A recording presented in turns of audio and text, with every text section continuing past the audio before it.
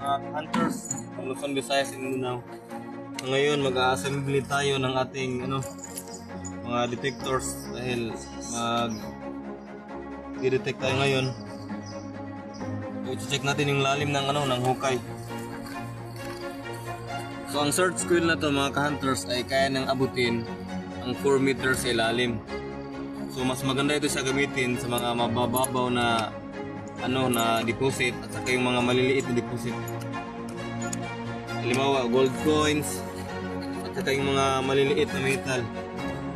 Mas maganda ito siya gamitin for relic hunting or yung mga cut and close deposit. So ito yung isang limit na natin. So itong isa naman, yung P14 natin, ito yung pang target natin ng